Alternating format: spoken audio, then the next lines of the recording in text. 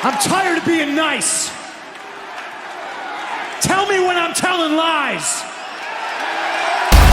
Burn, burn, burn the pain, burn the lies, burn the fear inside myself, and burn it all again. It's the right time to escape this cage I've been locked in for so long. It's not where I belong. Let it burn, burn, burn into the ground.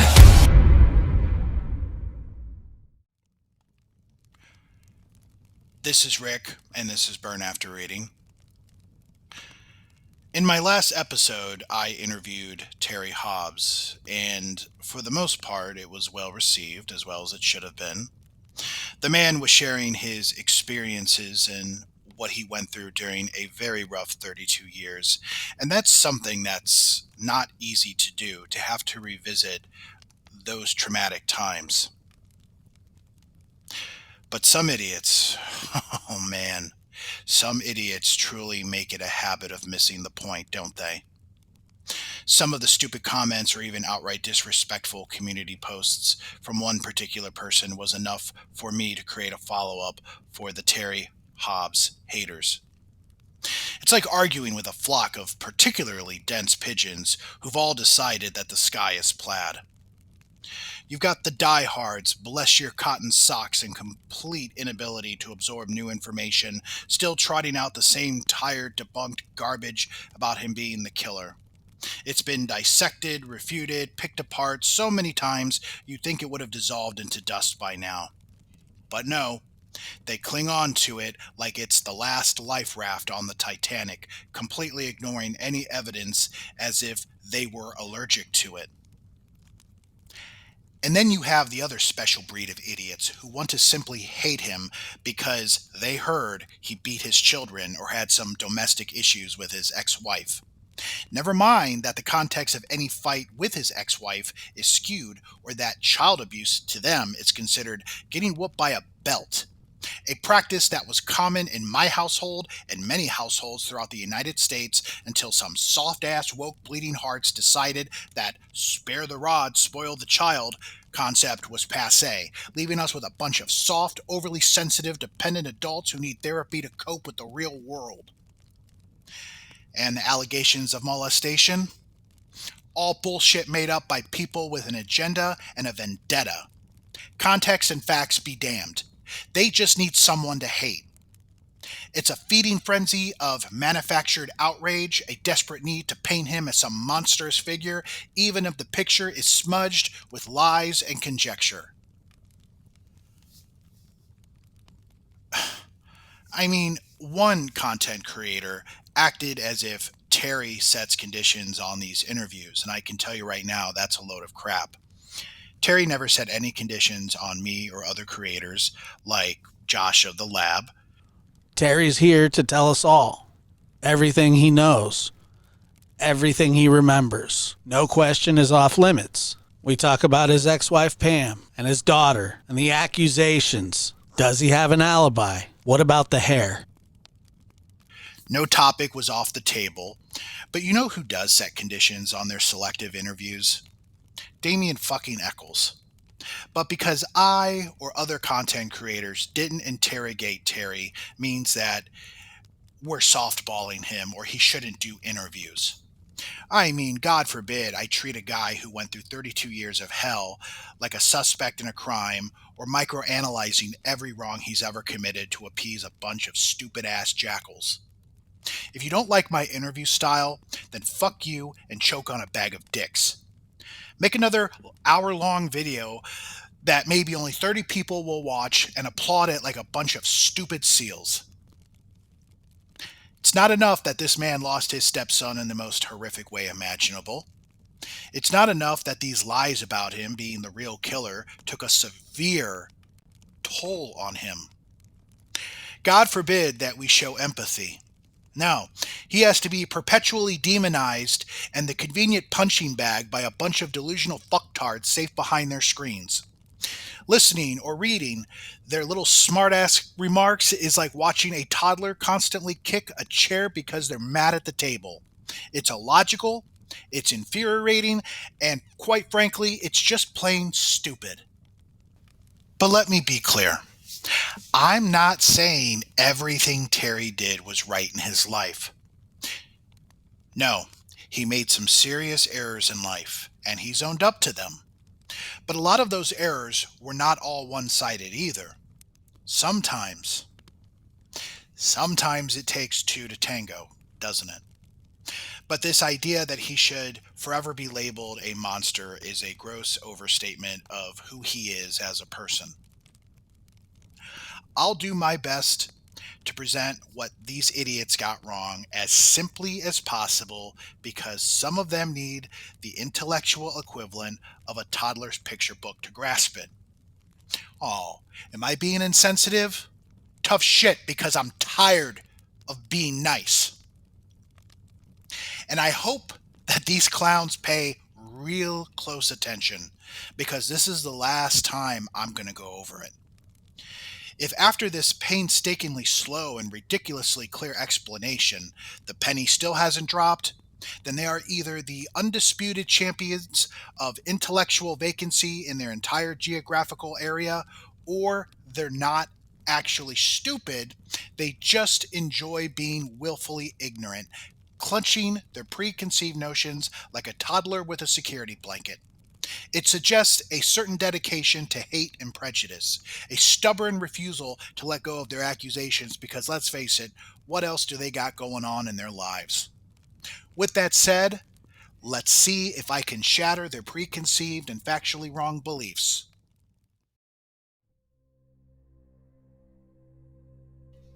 The accusations that Terry Hobbs was involved in the murders of Stevie Branch, Michael Moore, and Christopher Byers originated during a contentious divorce with his then wife, Pam Hicks, in an attempt to gain custody of their daughter, Amanda. Pam accused Terry of molesting her. When this allegation failed, she then claimed Terry was the real killer of her son, Stevie Branch.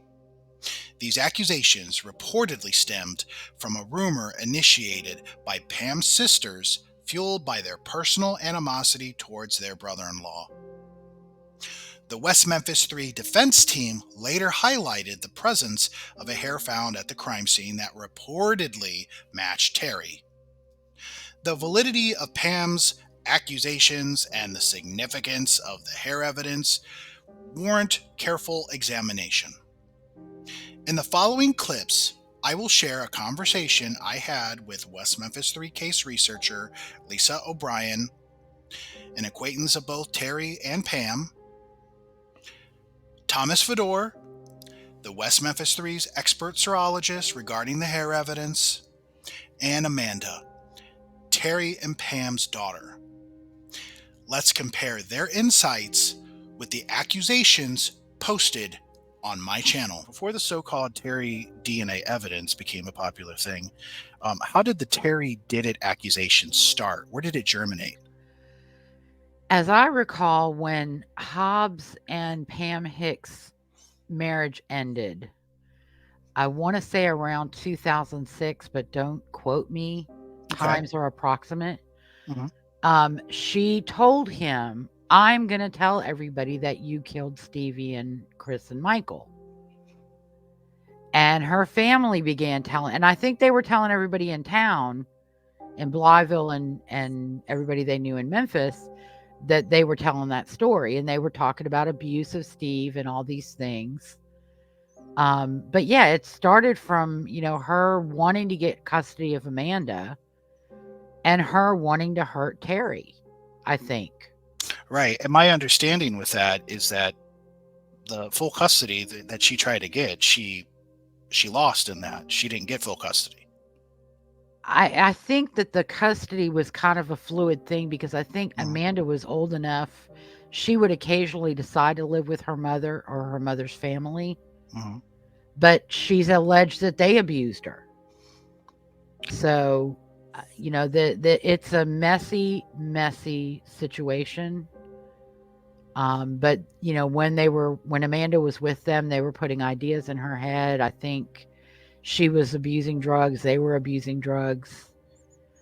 And I don't say that to be mean or spiteful, but it's true. They were using drugs, and they all have arrests for using drugs and drug-related crimes. So, and you know, I met Pam and Terry in around 2005. And I remember one of the comments, a lot of the talk about Terry is domestic abuse of Pam and how she was a, you know, victim, et cetera, et cetera. But when I talked to Pam and that topic came up, she assured me she gave as good as she got. So what did we learn? In summary, the molestation accusations appear unfounded, and Amanda claims that she was abused within her mother's household. Following the denial of her full custody request, Pam accused Terry Hobbs of killing her son, a claim supported by her sisters who harbored a vendetta against him. Furthermore, Pam indicated that any domestic violence in the relationship was not one-sided. Moving on to the hair fragment allegedly belonging to Terry Hobbs. I've seen comments claiming he refused to provide DNA. This is incorrect. He gave his DNA to the West Memphis Police Department in 1993, a fact that I will show you. What Terry did not do is willingly provide his DNA to the West Memphis Three's legal defense team. Two completely different things. Terry has fully cooperated with the West Memphis Police Department, who do not consider him a suspect. He has no legal obligation to assist his stepson's convicted killer's defense. With that clarified, here's a clip from a previous episode of me discussing this in more detail and a clip of the West Memphis Three serologist Thomas Fedor discussing the hair fragment. Listen carefully. Terry had no problem submitting his DNA to law enforcement because he knows he's innocent. I know he's innocent. In fact, in 1993 and 1994, the prosecution DNA tested the evidence that they had against the family members of the victims, which included Terry Hobbs, who freely gave his DNA to be tested. He may have forgotten at the time of the meeting with Lax, it was a while ago, but at no time did Hobbs object, and his DNA is shown on this state crime lab report from 1994, having been given in October of 1993. Check it out yourself. It's in black and white. It's right there on the screen. When most people hear the word DNA, they assume that means something like blood or semen or saliva. That's considered nuclear DNA. The DNA that is supposed to be Terry Hobbs is mtDNA. It has a limited forensic value. While testing mtDNA, it can rule out a person. That test cannot definitively conclude it was one particular person. The mtDNA evidence against Terry Hobbs is actually pretty weak. And what? You don't believe me? Okay, fair enough. How about we hear it from the words of the West Memphis Three's own Thomas Fedor, forensic serologist hired by the West Memphis Three defense team. Watch and listen for yourself. Likelihood of hairs being transferred from a body, maybe I go into the woods and I have the hair on my body and it's transferred to a ligature like that. What's the possibility of that? That's what Mr. Hobbs says to us possibly happened, and the reason that his hair appeared on the crime scene.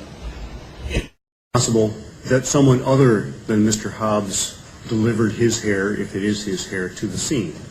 In the same way that it must be possible that Mr. Hobbs, if it was him, transferred David Jacoby's hair to the scene.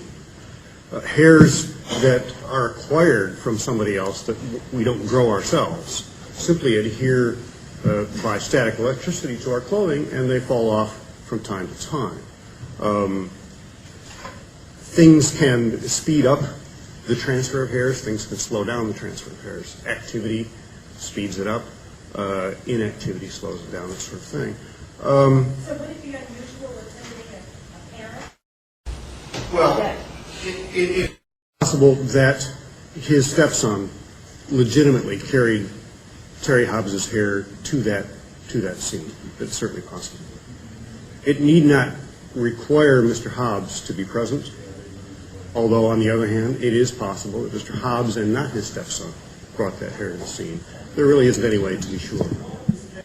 I'm going to direct this, I guess, to the DNA experts. Over the course of time, it seems that over and over again, it's been different family members who have popped up as kind of being suspects in this case. And I have to ask if you guys are simply just trying to prove that Damien and these other two boys did not do this, why there's so much focus on Terry Hobbs. Is there really significant enough DNA evidence that can point to Terry Hobbs, especially with the fact that the hair and the shoestring could have come from inside the house? There's been a lot of talk about. I'm just stressing some of the things I've heard from folks in the region who are familiar with the story. Is this evidence enough to say that Terry Hobbs could have really done this? The two hairs that I know about, the one that could in fact come from Mr. Hobbs and the other one that could in fact have come from Mr. Jacoby, constitute what I call weak evidence, because there are other people it could have come from, and there isn't any way to improve our selection of possible sources for that hair. I don't think, my personal opinion is, I don't think that hair evidence would be enough to convict Mr. Hobbs or Mr. Jacoby or anybody in a similar situation, because it's simply not strong enough. The percentages that I gave of people who could be the source of those hairs are 1.5% of the population with respect to one hair and 7% with respect to another hair. That's not particularly strong evidence, and especially in the context of what most people are accustomed to DNA testing. These odds are considerably weaker than what we'll call an STR DNA test that virtually provides identity. So, if you listen to what Fedor said, the hair fragment is weak evidence because they can't definitively conclude it's Terry's hair. Yet, even if it was, it is clearly and most likely possible due to secondary transfer versus an actual crime. It transfers over to Stevie for many possible reasons, and it transfers over onto another item at the scene, be it Stevie's shoelace or another's. So, for those of you screaming that Terry Hobbs is the real killer because of a hair fragment that the West Memphis Three PR team made seem to be definitive, do me a Texas-sized favor. Stop it. All right, you Terry Hobbs hating slowpokes, did any brain cells actually fire up that time? Either way, try to keep your eyes and ears open for the next bit. Let's hear what Amanda had to say. Thanks to the Unforbidden Truth podcast. Tell me about your father and what kind of person he is, as if someone has never met him nor heard of him. If someone's never met him, he tends to be on the sarcastic side. He's like me. Like, our first language is sarcasm, and then we speak English. But he's a very lovable guy. Like, he's honest. He's God-driven. He has the spirit of God in him, and he's a hard-working man. He still works to this day. He's always been a hard worker. He's always taken care of his family. He's always been there, like, there's not a day that goes by that I don't talk to my dad. He plays the guitar so well. It's amazing. Like, he plays it so well. And he's just honest. He speaks the truth. In the movie West of Memphis, there's many accusations against your father, one of them which was that you and Stevie were molested by your father, and I believe that was told by your aunt. Can you speak about that? As you could tell in that documentary, I was on drugs really bad. So I did and said some crazy things for the money, but to feed my drug habit. It wasn't for what was right.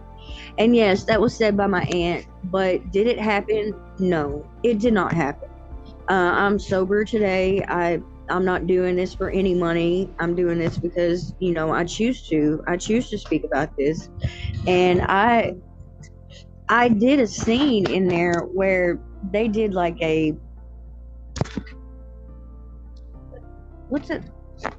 hypnosis. And I faked that whole scene just for the $500 I got an hour after it, so I could go get high. And I didn't really think about how it was going to affect my dad. I didn't think about how it was I didn't really think about the impact that this case had on the world.